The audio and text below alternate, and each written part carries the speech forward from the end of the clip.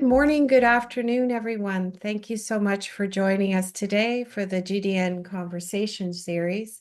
I am Joanne Duklas, and I'll be moderating today's convening with our wonderful colleagues from the Caribbean, Tira, Greene, and Marlon, Narcisse. Welcome, friends. Thank you so much for joining us today and helping us learn about your region and what's going on. Marlon, over to you. I'd love you to introduce yourself to our audience. Hi, good morning, good afternoon, good evening, everybody. My name is Marlon Narcisse. I'm from St. Lucia. I work with the government in the Ministry of the Public Service, and I'm responsible for the government's digital transformation agenda. Thank you so much, Marlon. It was lovely to meet you recently, and I'm so glad to have you here today. Tira, Thank please you. say hello to our audience. Hello, good morning, good afternoon. My name is Tira Greene. I am a legal and policy consultant specialized in digital laws and transformation. I'm pleased to meet you. Thank you so much, Tira. We are really excited to learn more about your organization that you've been working with recently on the area of digital. We're going to start today with my good colleague, Marlon. Marlon, I know you have a slide deck to show us.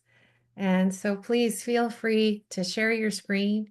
Walk us through some of the interesting initiatives that are going on in St. Lucia.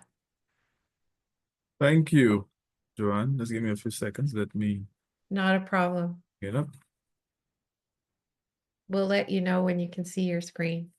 Yes. And while we're waiting, Tira, I must say a lovely background.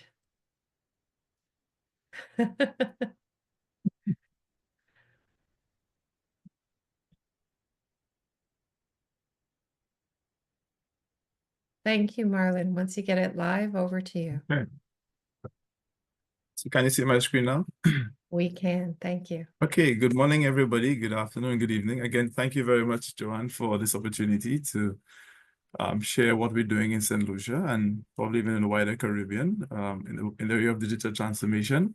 So my office is called the Division of Public Sector Modernization, and our strategic vision is to have a proactive public service delivering quality, effective, and efficient services in an equitable manner and a responsive manner as well. Our division literally focuses on some key strategic objectives, focusing on the policy framework that is required to facilitate digital transformation, whether it's for to facilitate agency collaboration, but also ensuring that there is the enabling legal environment to support digital transformation. We provide leadership and champion innovative solutions, and one of our flagship solutions at this point in time is the DigiGov platform, which I will speak of a little later on. And we're also responsible for really setting up and gathering that pool, that cadre of professionals to support digital transformation within government. So we're focusing on recruitment as well and retention, and that's important as we move on our digital transformation agenda. And we have a strategy that we are working on now. It's called the St. Lucia Digital Development Strategy. And it really focuses on how we could transform our society, again, focusing on that enabling environment, putting the necessary infrastructure in place to support digital transformation and innovation, and focusing heavily as well on the digital skills and developing that trust in the public as they transition and get access to more and more government services online. So what are we trying to achieve? Focusing on our revolutionary identity management. We know that identity management is really and truly the holy grail for digital transformation, and that is very, very important for us. But we also, as a policy and a concept, focusing heavily as well on digital citizenship. Really, governments using its cachet and its know-how to really assist the citizens in becoming, being online and using technology in a very responsive manner. We're looking at identity as a service. So again, government will be that source of truth for the identity of citizens. And then we can also provide that as access to our colleagues, stakeholders, as well as some of the private sector stakeholders that are part of this transformation process. Again, looking at modernizing government and building a smart and digital future, focusing on digital security and ensuring that government puts itself in a space where it can be trusted in using and managing personal data of our citizens.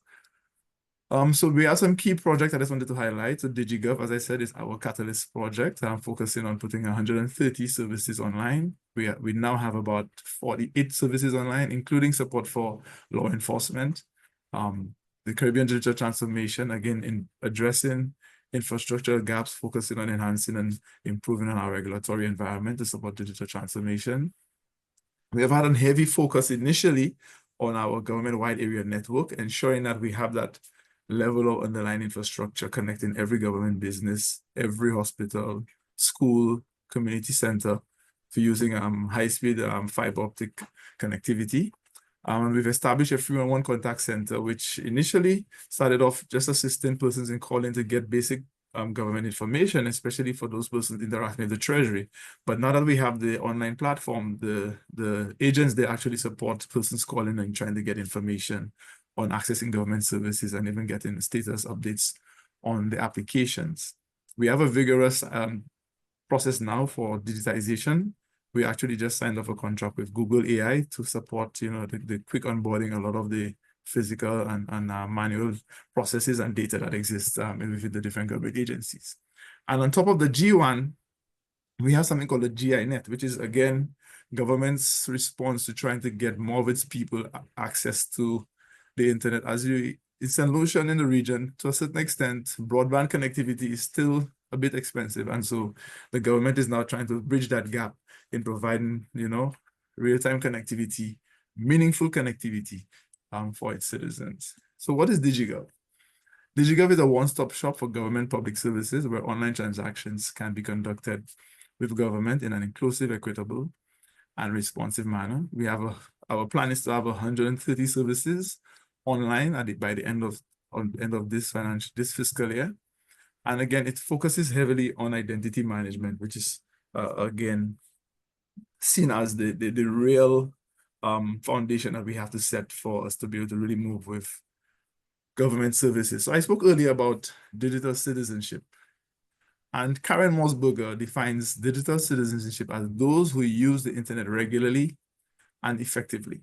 And essentially, this is what we want to do in St. Lucia. So focusing, yes, on identity management, but we bringing it from the perspective of digital citizenship, where the government is actually putting in policies to meet its citizens where they're at. In St. Lucia, we have a heavy usage of WhatsApp, Facebook, Instagram. And so we want to be able to participate and engage our stakeholders, our citizens, where they are. And this has been proving to be a very good strategy. So we're focusing on equity of access, e-participation, where persons can, be part of the process of governance within the country.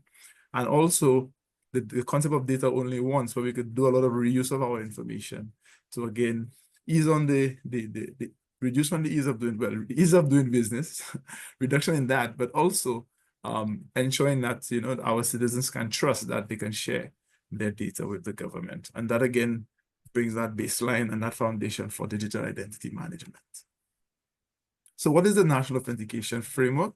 Again, as I said, is the government's digital identity management system to support our digital transformation process. And we're focusing here on, some of the benefits of our citizens, online security, convenience, improved public service experience. The whole concept of NAF will support digital inclusion, focusing on our digital financial sector. We actually have been working with the ITU. We had a couple of clinics recently supporting and providing persons with the necessary information so that they can utilize the internet space and the digital financial space securely, but also we're in the process now of establishing a framework and a task force to support the regulations and the legislation that would require to support digital financial services. And again, citizens can enroll in the NAF. We have a pilot ongoing now just to streamline the process and to eventually launch sometime later this year. We're also implementing a sister project, which is called the Caribbean Digital Transformation Project. It, again, focuses on several of the areas that we see as gaps that exist within, the current framework of our digital transformation in St. Lucia. So again, the enabling environment is something that's key. The government is heavily focused on that, strengthening the laws that exist. And also, again, focusing on the infrastructure, making sure that we are able to provide the necessary capacity that is needed, whether it's the establishment of our data center, establishment of a new CERT for the government, and then eventually from moving from a passive CERT to a more inclusive CERT and engaging the private sector, our telcos, etc. And also, again, focusing heavily on our digital skills. Digital skills is very important so that we can then be able to internally be producers of technology as well. And this is actually one of the reasons why we call DigiGov the catalyst, because we see in that with the disaggregation of data, we can then empower our private sector, our technologists to really use that data to develop applications and to really drive and add services to the process and to the users. And lastly, I just want to speak on the GINet, what it's about. Again, focusing on the wireless local area networks, boosting internet penetration within the rural communities especially. And also, it has a spin-off as well with our tourism sectors. And Lucia is, we receive a lot of our foreign exchange through the tourism. And so we want to be able to provide access to Wi-Fi connectivity on island, even in those remote areas where we have nature trails, etc., and to really enhance the tourism experience. That's it for my presentation. I just want to encourage everybody to, they could contact us on these social media channels and our WhatsApp, and we have email as well for DigiGov. And again, I just want to say thank you to Joanne for the opportunity here. Oh, thank you so much, Marlon. I appreciate you showing all of this. And I want to mention for our audience a couple of things. One is that this slide deck is posted on our landing page for a case study we put together for the region. We will make sure we've put it in the chat once. I know that Amalia in the background will put it in again so that you can access the deck in case you want any of these contact details. So for now, Marlon, you can take down the share. And I had some questions for you. And Tira, I invite you to pull some threads as well, because you know what's going on is from your perspective. And I'm going to be monitoring the Q&A in case any of our audience bring forward questions. I'll weave them in as we go. But one of the things you talked about is over 40 services. I think you said 48, Marlon, which is astounding. Yeah. That's astounding. And I saw a reference there to land registry and so on. Can you give us a couple of examples of some of the actual services that you've launched? Sure. So in keeping with our blueprint for digital transformation and the idea of the identity management, we first launched the driver's license services. So we have services for driver's license applications for renewals. We also have the ability to register a motor vehicle. Somebody can also register a business online, as well as apply for birth and death certificates. We have several of the other peripheral services aligned to those agencies, but in the future, we're actually going to be implementing some additional services for the Ministry of Commerce, again, for trying to facilitate the ease of doing business in St. Lucia, focusing on construction permits as well. And we also have services that will focus on the work permits as well for St. Lucia. So again, as I said, there's 130 services across the 7 agencies and 8 ministries. That's fantastic. And what is your, I mean, you mentioned the fall to me when we were chatting and so on.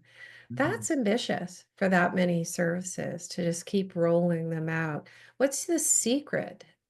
Because I find in our other communities, it's taking longer. Are you using open source? Are you using a certain type of technology? Tell us a little bit about that. Well, that's an interesting question. Actually, what we decided is to use a partner that is well versed in digital transformation and has experience in developing those systems. But we also use, for example, for the identity management system, we use Open ID Connect, and we're heavy on as well, looking at possible areas for the use of open source platforms. But we use a private firm who supports us because they have a lot of domain experience and knowledge. On the inside within government, within my department, we focus heavily on the change management and stakeholder engagement component. That has actually been the most challenging part. The good thing for us is Not surprising. is that we actually launched the first two services right when the pandemic started. And we recognized that we went up to 40% of the transactions at the time being online because government was closed and person had no choice but to come and interact. So our stakeholder engagement process had just started. And we do a lot of internal change management efforts as well. So I would say the change management is the most challenging aspect of it.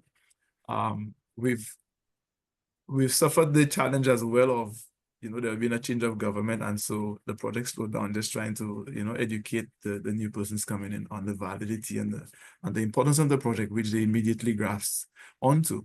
And so I would say that the most difficult aspect of this is the change management aspect, but also ensuring that, there is clear consensus and buy-in as to what approach that you want to take, whether you want to develop internal capacity to undertake this process or bring in someone with a lot of domain experience and knowledge in implementing these types of solutions and work your change management process internally on your own. I think that is a good model, and it has allowed us to really move quickly with the implementation of the services.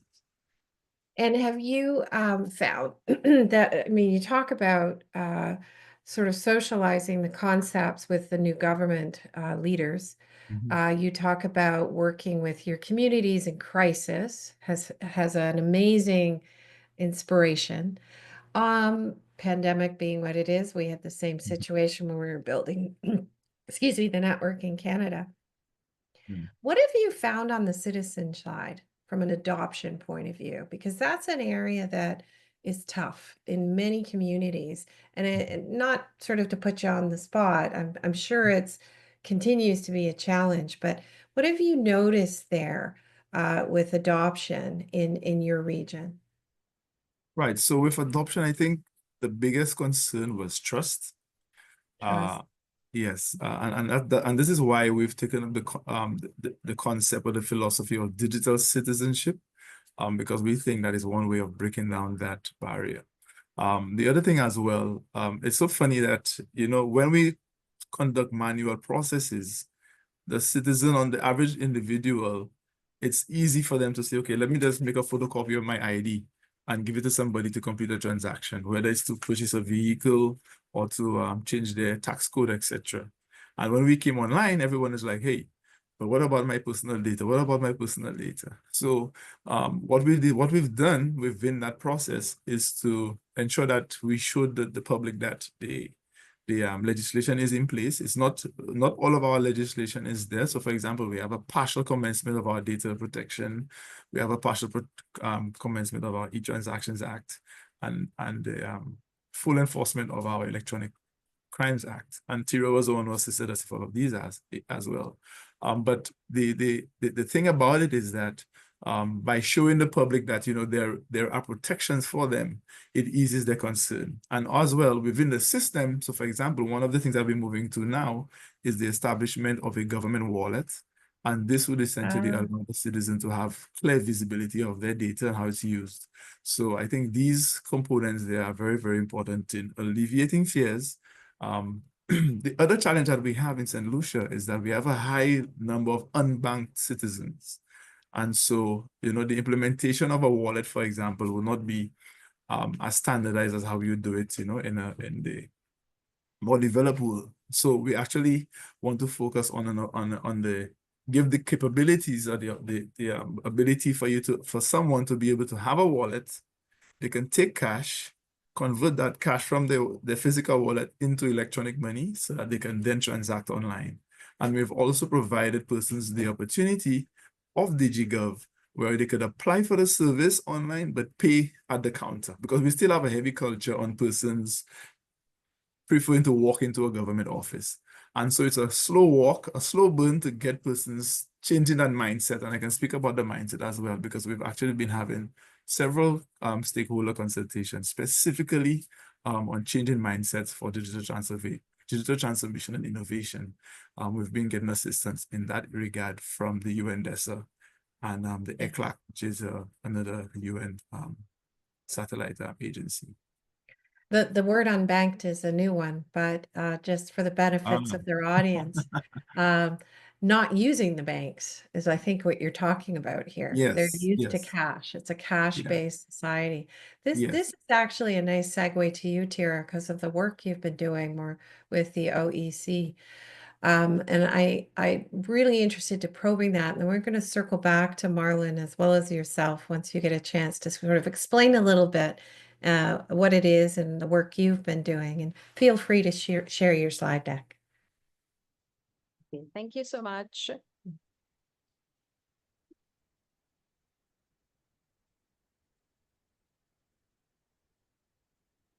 And we can see it, just so you know. Right, and put it into.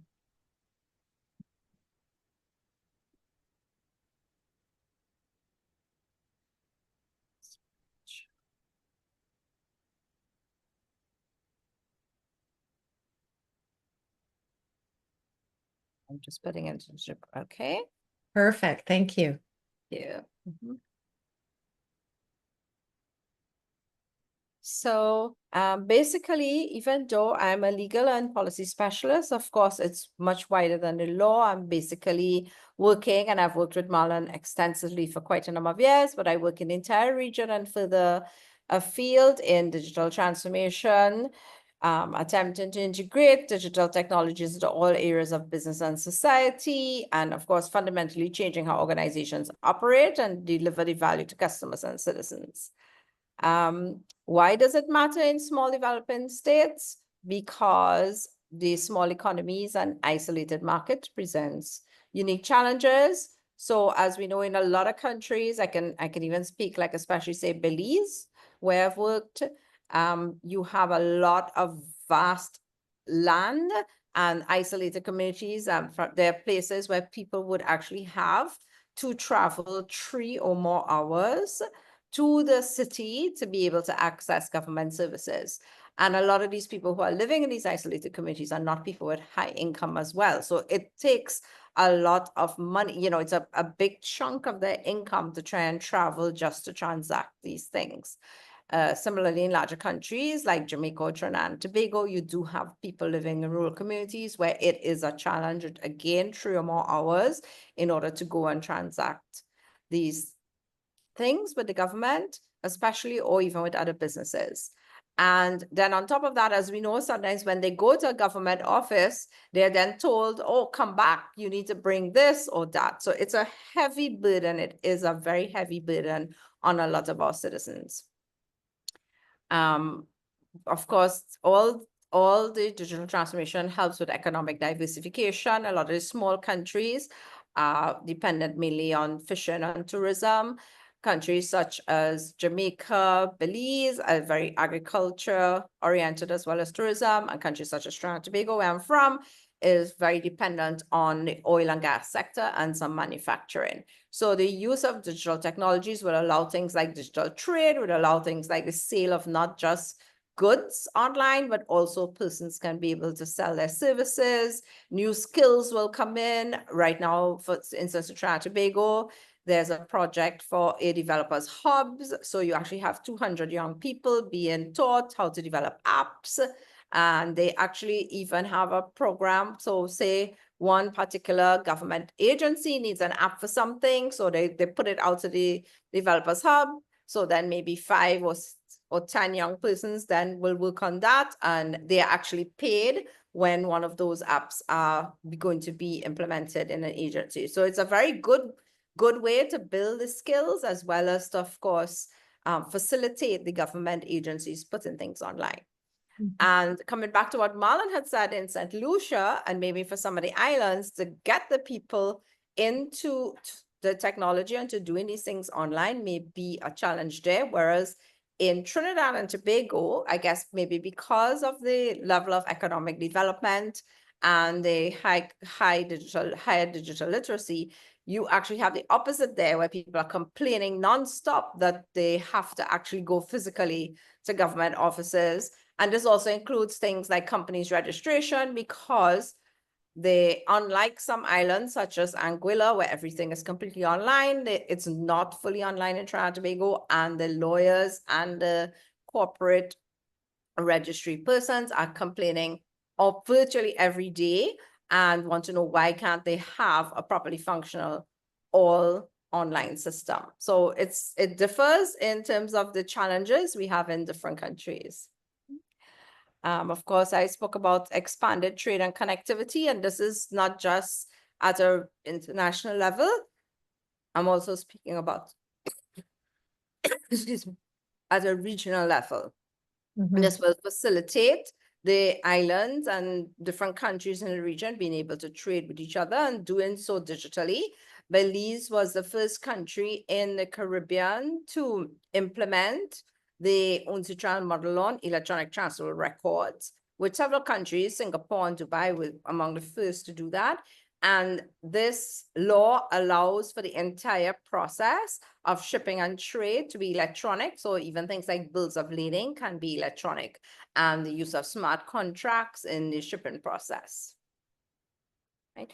Of course, we have improved access to healthcare, education, and finance, and we do have big projects going on in the OECS states, of which Marlon is part of as well, but also St. Vincent and the Grenadines and Dominica have been moving forward with those in order to do a lot of e-health projects, and Tira as well, St. Kitts and Nevis. So connecting, getting everything digitized, even looking at our vulnerabilities to hurricanes and other natural disasters, where you have all those paper documents in a building, and I do know of it happening already. You know, you have a natural disaster and everything is lost. So digitization helps with this resilience, in that person's medical records are there if they need to fly out or go to another country for medical care. You have that portability of their records and accessibility. So it's basically improving citizens' lives in many ways. All right. So throughout our work, we look at 3 models. The first one, of course, are all the UNCITRAL model laws to modernize cross-border digital trade. And every CARICOM member state has at least the basic UNCITRAL model on e-commerce. Most of them also have the UN Convention on Electronic Contracting provisions in their laws, as well as the model laws on e-signatures. So we're pretty updated in most countries on that. There are some new models, of course, on relating to AI contracts that just came out June last year from UNCITRAL. So that's what we are also working on to update. The first countries that we're looking to update would, of course, be the OECS countries, but it's also in the recently launched Trinidad and Tobago e-commerce strategy. So Tira, not to interrupt your flow, but I just want to do a double check. My screen has gone black in terms of your slide deck, which isn't a problem because you can keep going. I just want to check, Marlon, can you see the slide deck?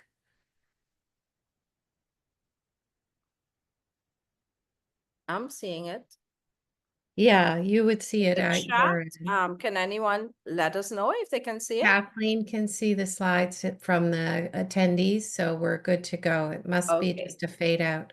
Go ahead. Thank you, Tira. Okay. So, and of course, data protection, as Marlon noted, trust is very important. So we do have, looking at the, of course, EU GDPR and other models for data protection.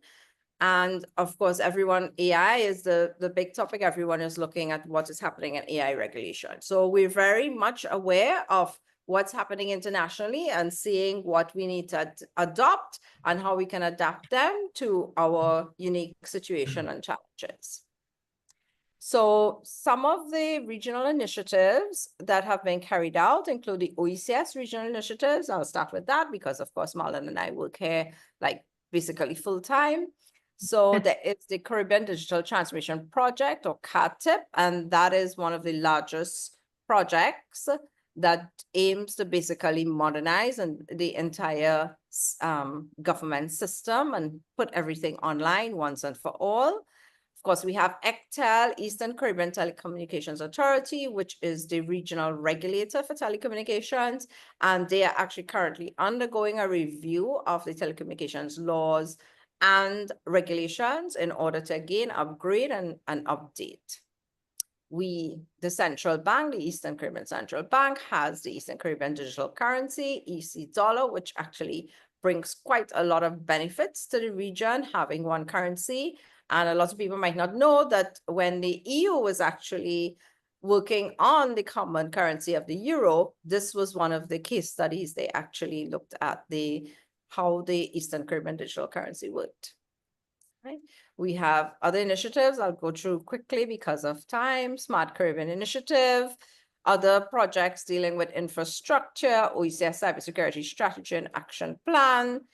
As Marlon noted, the multi-purpose ID card.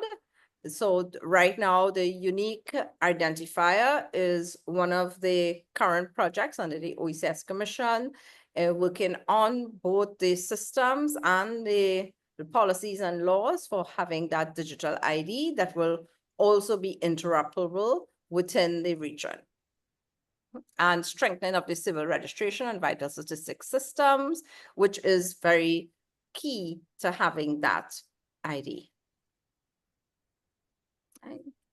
So looking quickly at Belize, Belize has actually caught up quite a lot in the past 4 years. They were actually one of the countries that were in a way behind in a lot of the digital initiatives, but they are now the most modern in terms of the digital laws. They've enacted a suite of 6 digital laws over the past few years, including a modern data protection law. They have also launched a lot of ICT digital literacy programs, building digital skills among citizens, which again, I cross-reference in Marlon, not to be redundant, but that we have found has been one of the key to opening opportunities and uptake of digital technologies and business processes. And they're also making progress towards implementing a national digital ID system. Right. Trinidad and Tobago used to actually be ahead of the curve.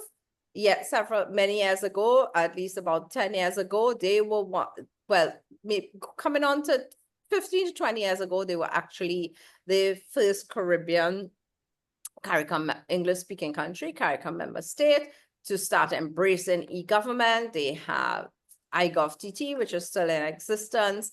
They spent something to the tune in the first 10 years, they spent something to the tune of 300 million TT dollars, which at the time would have been something like about 75 million US dollars. And I'm talking about 20 years ago, to digitize the government and processes. So they were actually quite ahead. If you go now, still there's there's quite a lot of digitization throughout the government systems. Of course, the private sector, a lot of them work basically at international levels because a lot of them are regional corporations and or part of an international network.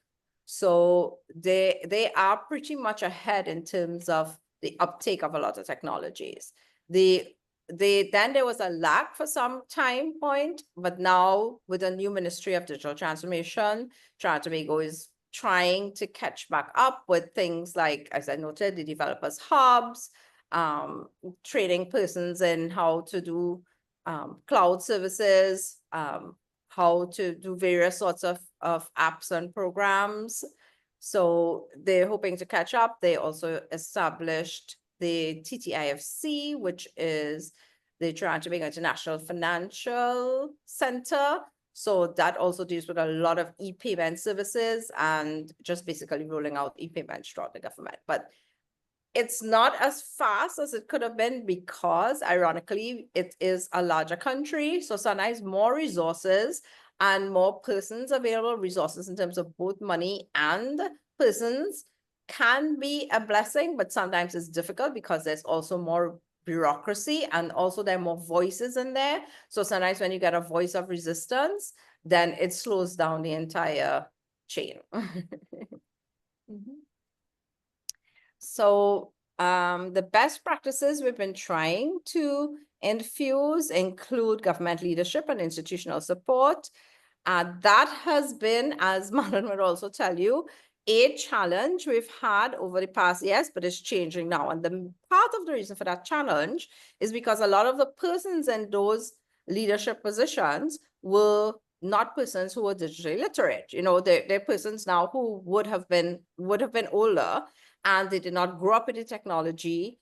They never used it. You know, they never. I have been to a meeting 10 years ago with attorney generals of the OECS, you know, and out of them, only one said he ever used the internet to do online booking or online banking. So this was a big issue, because if you don't have the government leadership and the heads of institutions understanding technology, understanding using digital technologies or using it themselves, then they have no idea what you're talking about. But with time now, we do have quite a lot of younger persons and persons who are digitally literate now in these leadership positions. And I think that has made a big change and a big amount of progress for us. And on top of the, you know, younger persons now being in these positions, we've also found that the government has realized they need to hire, you know, the youths and the young persons who are digitally literate and also very enthusiastic and knowledgeable in these areas. So we actually have a lot more technocrats who are digitally literate. So I think that is the single one thing that has been making a difference for the past few years in the region. Coming on to that, a lot of coming out of the pandemic, comprehensive national digital strategies have started to be in progress. Several, as I noted, are completed. And the need for public-private sector collaboration has also been noted. That is something that we need to also in the region work a little better on. Digital inclusion and skills development, another very key area, and this skills development has now been acknowledged as something that needs to be worked on at a regional level. Every country is speaking of it. And as I noted, some countries, including Belize and Trinidad and Tobago, have now done quite a lot of programs to upskill the population. And their programs, including St. Lucia, to bring people more into the digital sphere and increase digital inclusion, including financial inclusion, because as Marlon noted, the unbanked. So there are persons who don't use the banks, and not only don't use the banks, there are persons who are unable to use the banks because of the anti-money laundering or know your customer requirements. They may not have all the documents required. These include things like itinerant workers or persons who are migrants from other countries, and they are unable to get a bank account because the requirements are so stringent. And that is also part of the unique digital identifier program, because then with that, the aim is that the banking and financial sector would then be able to get some limited access to the data on that. So then persons don't always have to go and carry, you know, all these proof to identities, which they may not have, a utility bill, which they may not have, those sort of things. So the financial inclusion and digital inclusion actually correlate quite a lot. Of course, there needs to be a focus on enhanced digital infrastructure, regional cooperation, both at CARICOM level and OECS level. OECS, we do have a very good mechanism for cooperation and coordination. CARICOM is also a good mechanism. It has not, because it's more countries and they're more diverse in terms of their makeup as well as their interests. You know, it's not as cohesive as OECS. And of course, as I noted, we're always looking at alignment with international standards. So that's it for me. Thanks so much, Tira. you kindly pulled a lot of threads for me in terms of my thinking and some of what I'm seeing around the world. I could take quite a few strands here, but the one I want to really pull out is one that Marlon mentioned earlier, and you also spoke to, is that notion of building digital citizen capacity. Many of our community are involved in educating learners, and there's a lot of discussions about skills, identifying the skills, transmitting success at achieving certain skills, aligning it to the employer needs and the sector and nation state needs, et cetera. You've both alluded to that. You've talked about it. I'm going to turn first to Marlon and say, when you talk about the learners coming through, and I see on some of your slides the skills recognition efforts, I myself had a wonderful opportunity to tour the comprehensive school in Castries when I was down in St. Lucia. I hope to do more. And it was fascinating to me to see the work that they're doing there to help learners build up their comfort level in a myriad of spaces. Tell us a little bit about that in terms of your region. What are some of the things that you are connecting to in this space and helping with? Okay, so we've actually approached this from at least two different angles. So we work with one of our friendly governments. The government of St. Lucia has the diplomatic relations with Taiwan, and they assist us a lot with our digital transformation. So one of the approaches that we've taken is the conversion of several of the government established community centers to include an ICT component there. And so we actually have an ongoing project now where we are establishing co-working spaces, training rooms, and also DigiGov service bureaus, so that we could have an all-encompassing, all-round approach to digital inclusion from the perspective of being able to access government services, but also providing opportunities for training, both in core digital transformation as well as other aspects of life. So for example, we use in Soufrière, where we have several of we have the only walking volcano in the world, for those of us interested in doing any sites in St. Lucia, and also our pitons. In that community, we've established a Wi-Fi zone as a pilot. So that Wi-Fi zone is within a quarter-mile radius of the center, and once you're within that radius, you can get free internet. And we provide training there for persons in core ICT, as well as other life events and activities like how to save money, providing persons with information on safe sex and all of these types of things, which is something to make the entire human, it's the entire person. And so we approach it from that perspective as well. And we've seen a lot of dividends. We've seen a lot of persons coming in, and we do a lot of focus group meetings as well, from mothers and fathers groups to the church groups, etc., just to give them that awareness and giving persons that ability to utilize technology within their own space and their own utility. For example, the elderly person may not be interested in accessing a government service, but we've shown them, hey, you can use WhatsApp, you can make a voice call, you can call your children or your daughter, your son overseas, interact with your grandchildren. So we're trying to have an all-round approach to this. From the Ministry of Education perspective as well, there has been a lot of movement in that regard to really infuse technology in pedagogy, in teaching, but also as a core subject area at the CXC level. So these are the two main approaches that we've taken. And over time, we've seen a lot of benefit from that. And we have a sizable school leaving cohort every year. So these external peripheral activities are very, very important. And so within this construct, with the government of Taiwan providing us with support, we also have a massive capacity building component for under the Caribbean Digital Transformation Project, where we targeting persons in not just the ability to utilize like the Microsoft productivity tools, but we're doing training in things like cybersecurity, and doing a lot of sensitization in AI as well. That has become a buzzword now around the world. And so these things are taking root, and we've seen a lot of benefit there. We're also providing what we call it again, it's almost like a scholarship, but to small businesses. So we provide them with training.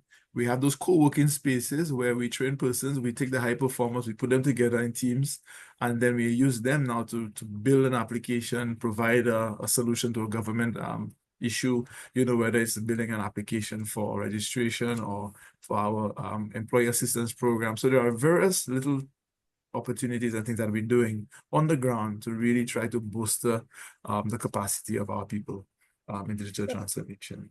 So Marlon, I have a question, and I must say I'm getting some questions in the chat, so I want to make sure that I'm weaving those in for you. One of them is around the space of recognition of this training. So recognition of qualifications, and if you have digital qualifications. So if we use some of the examples you've cited, are they getting some kind of digital micro credential?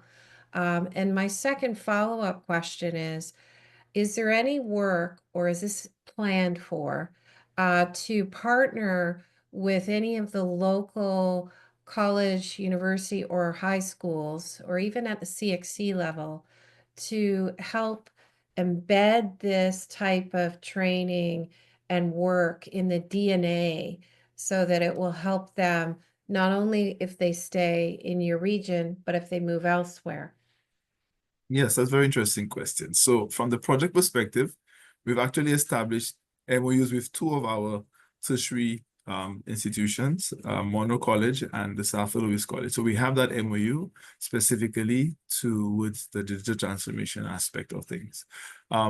So that is something that we're doing now. On the private sector side, where we work with the communities, we try to do a lot of the training in some of the internationally recognized areas so that those persons can actually get a certificate once. So we'll give them the training, but we'll also pay for the exams for those high performers of the different training aspects. So this is how we work around this and try to at least step persons in the right direction. From a public sector standpoint, the government does also have a policy and approach where the government provides a certain cohort of individuals on a yearly basis study leave with pay.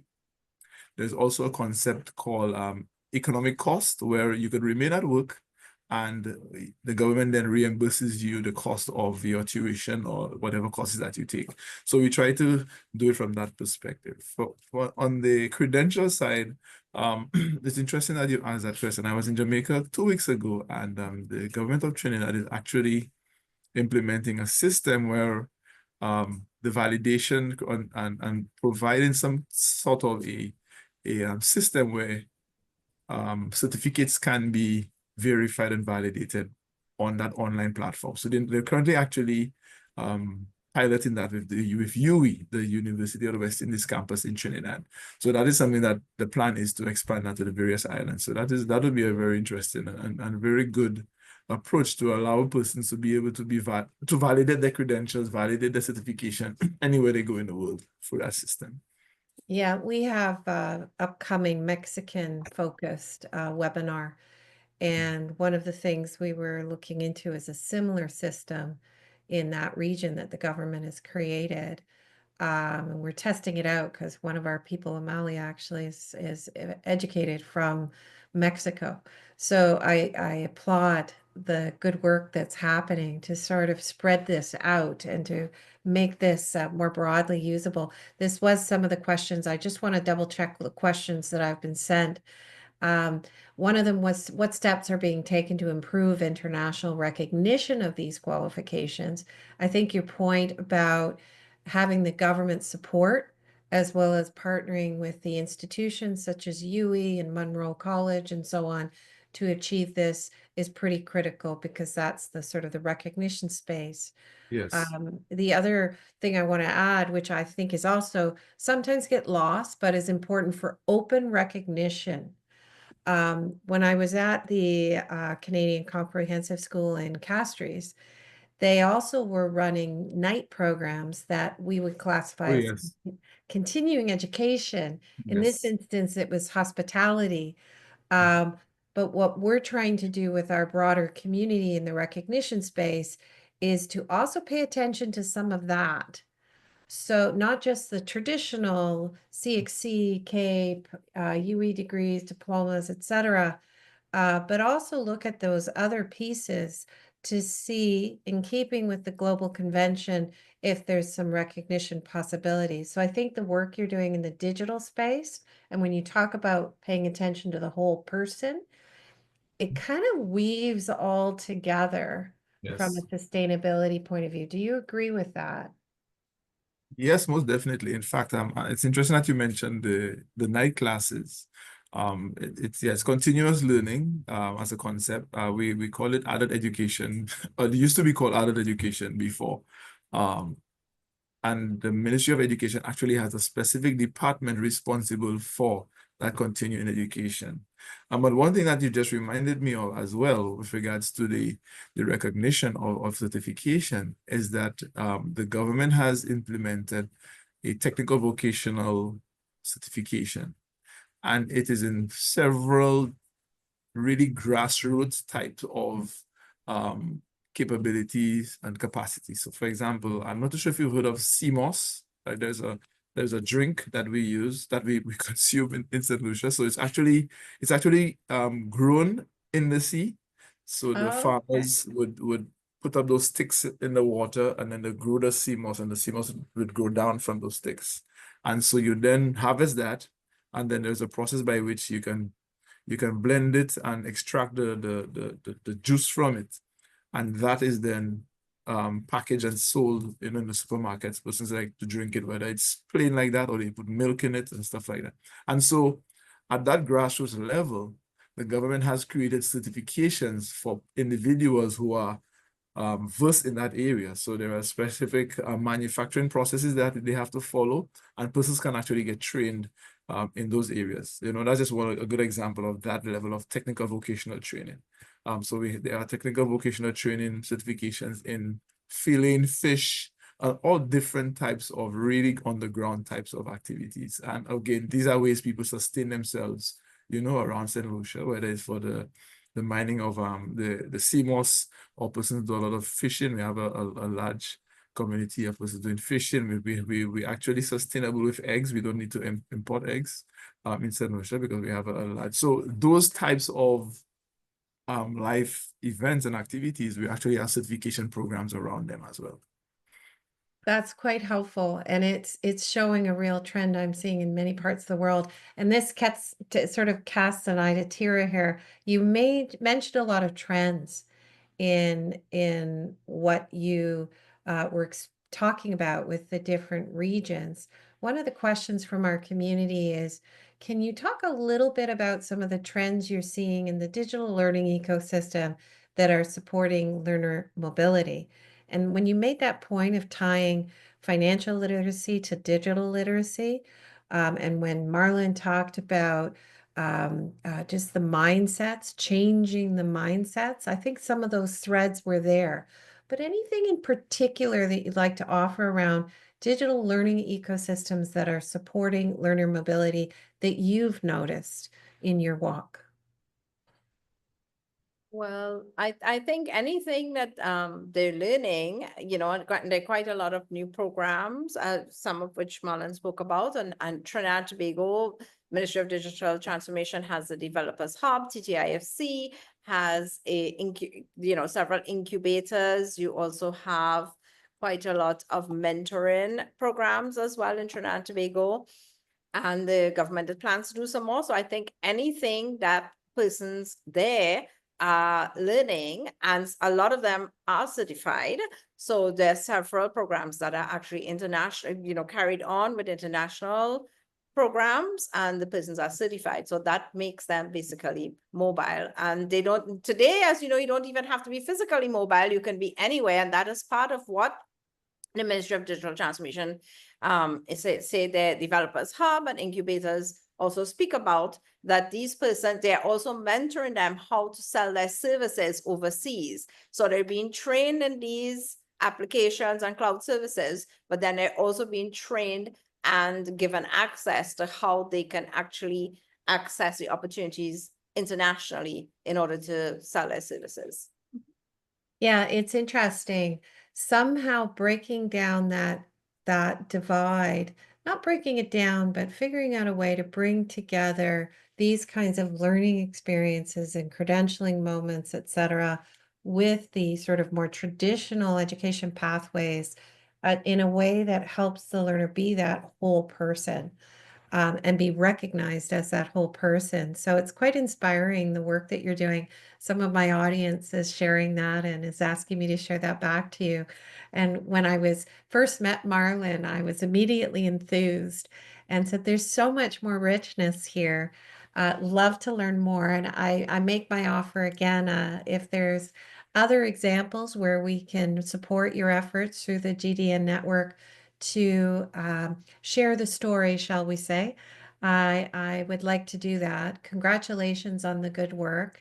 It is sometimes I have found a lonely journey as you're educating and re-educating and newly educating people of the importance of these working together to create these digital transformation journeys. So I just want to say thank you. Marlon, do you have a sort of a last comment that you, and by the way, they're also saying, somebody said we should do a future GDN regional convening in St. Lucia, Okay, that'd be lovely. which is certainly on my mind, I have to tell you, Marlon. But more from a content point, is there a last thought? And we have 3 minutes left, so just maybe 1 minute, a last thought you want to share, Marlon, about what the work you're doing. Yes, I would just want to say that we try as best as we can to leapfrog and to really adopt the concept of applied research and development. So we look at what best practices are out there in our our movement within the digital transformation space. The government is very enthusiastic about moving this even faster and further along, and my thinking is that the leadership aspect is so important for us to really have more success and to have quick success in this space. And I think the changing environment that we see around us, around the world, and St. Lucia is very close to the United States. So if they have a cold, we get a cold as well. So we're really trying within this digital transformation agenda to strengthen our internal capacity so that we will be able to further our development. Our government is very keen on the idea of data sovereignty. So in spite of using the technologies, we're still very focused on how we can protect ourselves, protect our economy, and really drive and grow the economy at the same time, focusing heavily on our capacity. So for St. Lucia, it's about our capacity development going forward. I think honestly, the concepts of open recognition need to be part of that story, especially if the goal is that sense of protecting sovereignty, participating, engagement. Tira, one last word for you. Okay, thank you. I would vary a little bit in that one of the things that I have found as a hindrance is a lack of understanding, because I'm a lawyer, of course, a lack of understanding at the legal level, especially in the public service, and including some members of the Bar Association. So I think we need to find some way to also educate lawyers, because right now there's only just a basic e-commerce law program at the University of the West Indies, but we need to educate public service servants who make decisions and lawyers, including those who are already out there, not just the ones who are now going into university and school, on the legal concepts. So because we still, even though we have the Electronic Transactions Act, we still almost on a weekly basis get people in the public sector saying, they're refusing something because they're saying electronic signatures are not legal, those sort of things. They just make blanket statements without understanding that either law exists or what the law means. Thank you. Thank you so much, Tira. Thank you, Marlon. I couldn't agree more with so many of the themes of what you shared today. I know our partnership will continue to grow. I'm excited to keep working with you. To our audience, thank you for taking time out of your precious schedules to join us today. We do have a convening in Toronto on May 28th to 30th, which we're doing in association with Centennial College and also the Pan-Canadian Consortium on Admissions. We have another convening we're doing in Oslo in October 2026 with the Norwegian government through HKDIR, as well as SICT, which is the nation's support for education communities from an IT and systems and connectivity point of view. Lots going on, lots more webinars coming up and opportunities. This video will be posted on the case under where we're looking at the St. Lucia. And so we'll make sure you get a link. Thank you, Marlon. Thank you, Tira. And I will connect offside. It's been a pleasure. Thank you very much.